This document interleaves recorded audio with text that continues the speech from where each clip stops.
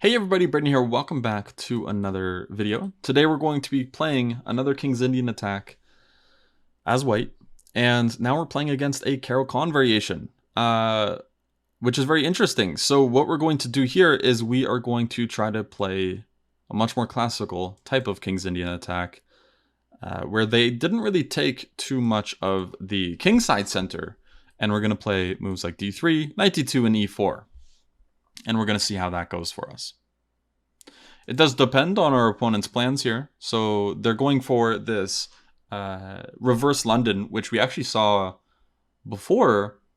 Generally, you want your bishop on f5 in those cases, but this is totally fine for our opponent to play.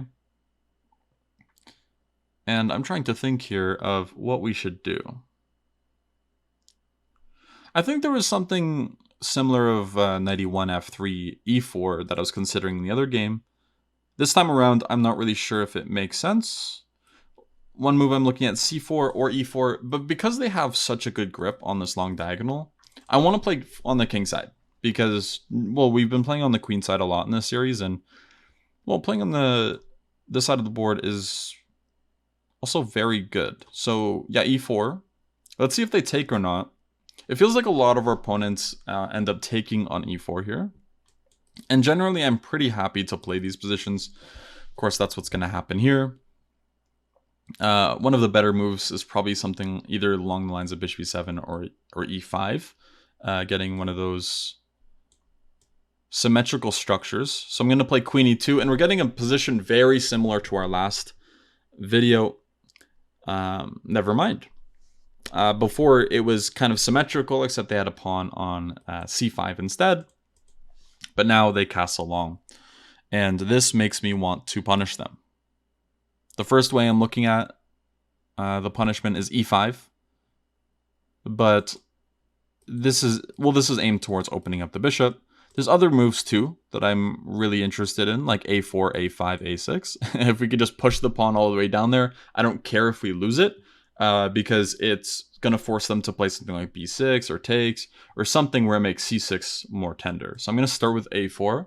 This is a very flexible move. It's not really telling my opponent what I'm planning here. So they go h5, intending h4, and this is enough for me to actually care to want to prevent it. So I'm just going to play h4. g5 is actually harder for them to play, so I'm not really concerned about them somehow playing it. Because if they do, then we can just take. And their knight is being hit there. So they have to deal with that before they can play something like h4. They can't go too hog wild on that side of the board. Because, well, it's too much material for us. We'll get quite a bit of material from it.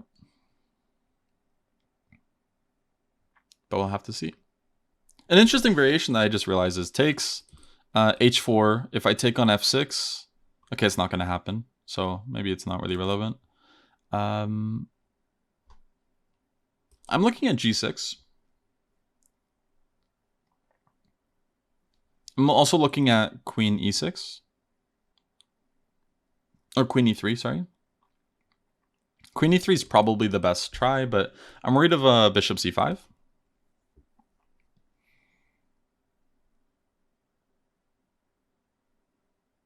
I don't know if bishop c5 is anything to worry about, though. We could probably just go queen c3, attack the bishop, still have ideas of a4, a5, a6 in the air. We could also just ignore all of this and go a5 right now. Let them take. But that's less enticing to me. I want to do something about that because I feel like we need to go for the full punishment. So queen e3, their best move is going to be bishop c5 without a doubt. Oh, so they don't actually do it. They're going to try to win back their pawn with something like rook g8 here. But I think this gives us enough time to not only consolidate, but get a reasonable position after a5, because we're threatening a6 right now, and they have to deal with this.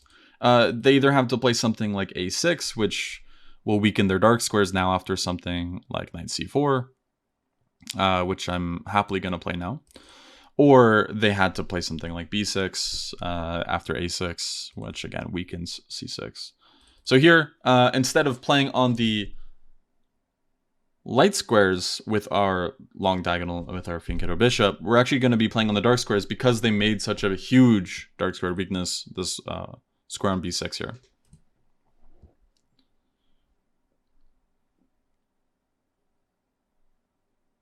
So we'll have to see how our opponent continues the position. If bishop c5, I'm thinking queen b3. And then I have, oh, okay, so they took. Generally, I'm not too afraid of this. I think I'll just take with the queen. I don't want my bishop to take. I don't really see a point in that, because if my bishop takes, then knight takes and bishop takes are good. But here it's less obvious what the better move will be. So they take with the knight. Now I'm looking at queen b3. Yeah, let's play queen b3 here. And I have ideas of knight b6, but I also have ideas of bishop f4. And I think both moves are extremely annoying. So now I think bishop f4, well, that's not really a good move anymore, fortunately, but they're attacking e4, but also not really. I think check is a really good move here. And then I just move my queen because it's being hit right now. So knight b6, check.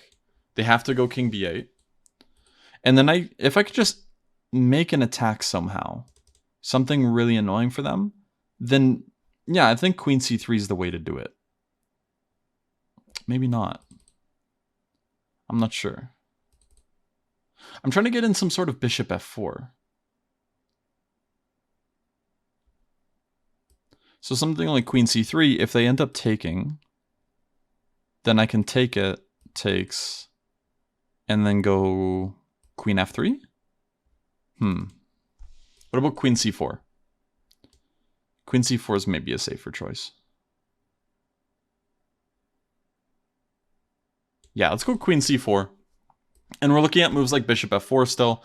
It's a little bit less interesting to me because they might have e5. But because of this, we can also look at e5 ourselves. Because if they ever take it, then bishop f4 just opens up our bishop and just wins their queen. So yeah, e5 is not something to sleep on. And I'd rather play e5 myself, where it opens up my bishop and closes their queen down and makes it less active, than do something else where, you know, they play e5. If they play e5, maybe f4 though, here. f4 looks extremely strong. They have to move their knight somewhere, and then we can maybe take on e5. And then we're threatening moves like e6, potentially. Again, it's all aimed towards their king versus my king. Which one is safer? So I'm trying to look at the most aggressive options first, because it's all about time.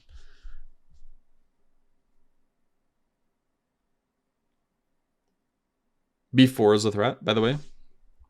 This is something I should have mentioned earlier. Yeah, b4 I think might just win the knight. Or win something. Maybe it won't.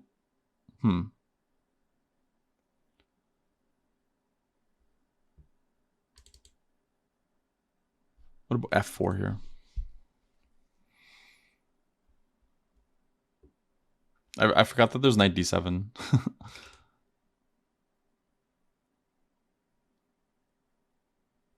I think I can actually take here, yeah? Bishop takes g5? Because this bishop's overloaded, I'm just realizing. If they take back, then I can take on c5, and I'm attacking their bishop as well. So they're not really in time to do anything too aggressive or crazy. So I think I can take on g5 here. Sweet. Yeah, this looks like a very good piece to win.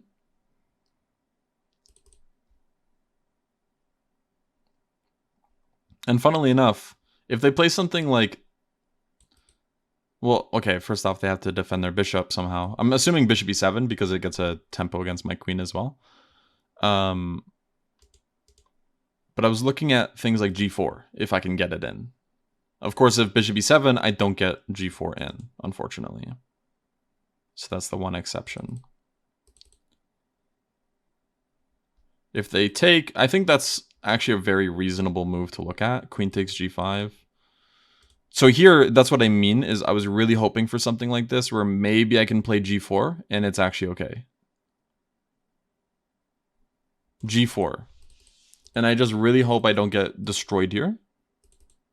If h3, then I will go bishop f3. Keep everything defended. Looks really scary, but at the same time, it's hard to imagine how their pieces get in. F5, I think I take with the e-pawn, and then take with the queen.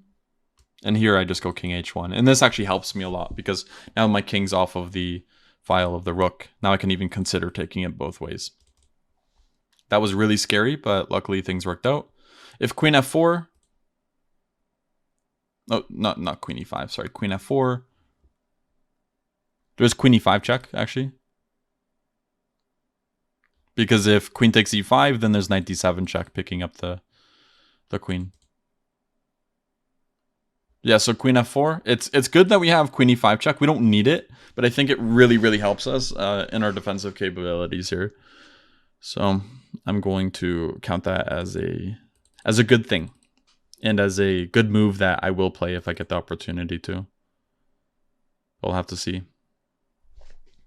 Queen f4 feels like the most natural move, because if I move my bishop at all, then they can take on either e4 or g4, and both look very good for them to take.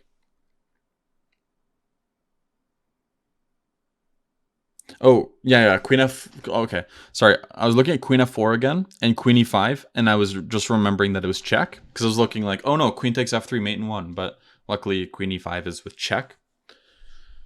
So that is very important. Very important. Yeah, and now we can play queen e5 check. Good. So this is a very good defensive move. We are up a piece and we are winning, but just remember, tactics are what you need for... tactics are best to use when you are working on your strategy, I guess, like when you're trying to make sure a strategy you have like works, essentially. Like if you want certain squares, or if you want a certain idea. Like for me, I want to trade pieces off, because if I traded pieces off, it would end up in a winning position. So that's what I was really hoping for there. And since we got it, I'm extremely happy, of course. I'm looking at rook d7 next.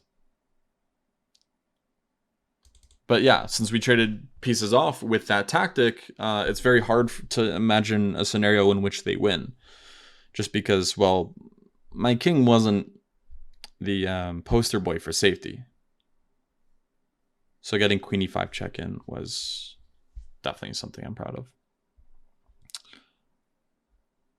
I'm just wondering if I can just go rook d7, let them take, and then just take on c6. I don't really see a point in that. I'm just going to play c3.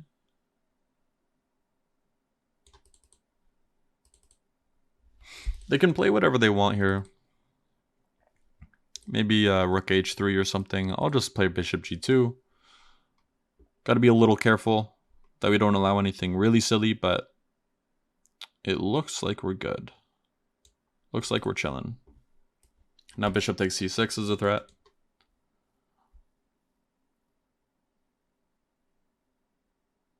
My biggest dream is to get just 2 more pieces off.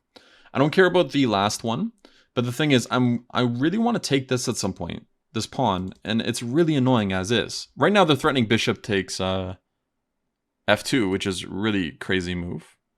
But I think I can take on c6 in time, because if they take on f2, it doesn't work. Because I can take on b7 with checkmate. So that's good. And if they go here with check, I can just take it, takes, and we're also okay. So maybe we don't need these 2 pieces off. Maybe we just need the one of the rooks off. Is the ideal dream scenario. Of course, I guess ideal dream scenario is all of their pieces are off except for their king. But, you know, you got to look at reasonable goals, something that's achievable. and getting some sort of exchanges in feels a lot more achievable. Should I just retreat? I don't see anything wrong with that. Something like bishop d5 feels extremely good. Maintain all of our threats. Something like bringing the pawn to c6 looks very appetizing.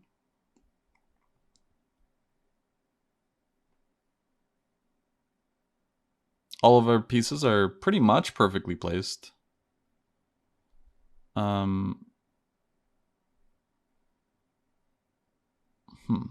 I think they might want to take on b6 here. If they do, I'm going to let them, because, again, it kind of helps us quite a bit in simplifying the position in a way that I think is just too much for them to deal with. So c4, I just want to protect this bishop. I don't care about a5, I'll take it. And this pawn should get to f7, or we can take on b7 here with checkmate. Looks like checkmate to me. Cool. There probably was easier ways to win this game. I'm going to say that outright. But I don't feel too unhappy with the way that this game went either. I wanted to go for something more aggressive. Clearly, so did my opponent after castling long. And yeah, I could have made moves like knight b3, which are definitely extremely appropriate here. And the idea is bringing more pieces to that side of the board, maybe following up with like bishop e3. Got to watch out for e4 hanging, but it might work. Of course, the bishop on g2 or g4 is making it a little bit more annoying to make those types of developing moves, but I think it's possibly fine. And something like h5 loses its bite as well, because after h4 and g5, we can just take with a piece instead. So there's no chances to play this like h4, h3 nonsense. But yeah, so a4, h4, and again, yeah, I just assessed that they just weren't in time. There was something that I was looking at here that I was a little curious about, which is h4 takes, and then h3, bishop h1, h2 check, which would be very bad for us, because now we actually run into tons of problems here. Yeah, so I was just trying to calculate in my head like what would happen after h4 here, because taking on f6 might be okay, because after h3 we just ignore it and just let our bishop hang, but I don't know how happy I would be about that. So I was also I was trying to calculate in my head, what do we do after h4, and ultimately I think now they probably should move their knight. Rook takes h4 is possible. Queen h2 check, knight takes h2, and then there's bishop takes e2 at the end, but maybe they play something like bishop d6 and the attack goes on, yeah? This looks pretty scary. Feels like we now have to play... Ooh, queen e3, bishop h2 check, I think loses for us. We can't take it because of mate, and if we don't take it, then we lose our queen, right? Something like this. This feels hopeless. Rook h8 is coming next. All right, so that feels kind of scary. So maybe this a4 is actually just a mistake. Maybe we should have considered something like knight b3 instead, opening up our knight, because now that they castle long, the knight's actually good here. So that's actually something to mention is, of course, only make these types of moves like a4 or c3 when you have the time for it. And in these positions, something like knight b3 is just better because it's more flexible. It's keeping this idea of a4 alive. It doesn't prevent c3 either, but most importantly, it prevents anything here with g5, because I'm having a difficult time calculating g5 takes and h4. Let's see here.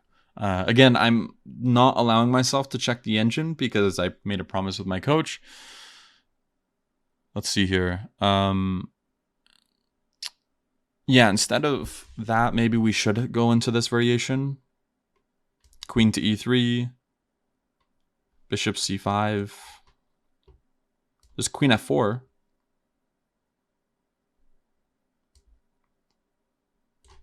We have to look at this variation for sure. Oh, not that.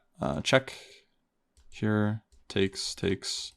And it's equal material count, but we're losing this pawn actually. And f2 is extremely weak. Like knight g4 might just win the pawn or something. We have to be careful about that. Knight b3. Yeah, it feels like a4 was just incorrect. From as far as I can see. So hopefully that was an interesting piece of analysis for you guys there.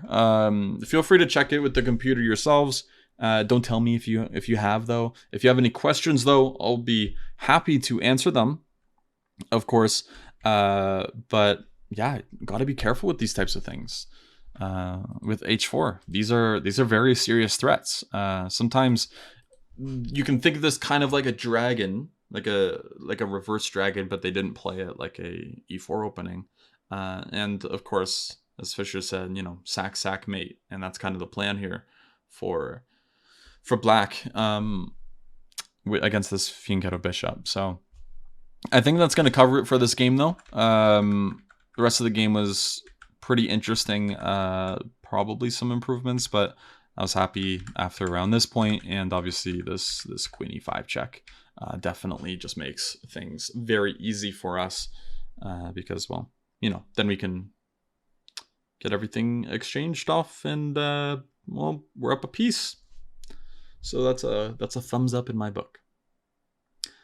All right, thanks for watching, and I will see you all in the next one. Bye bye.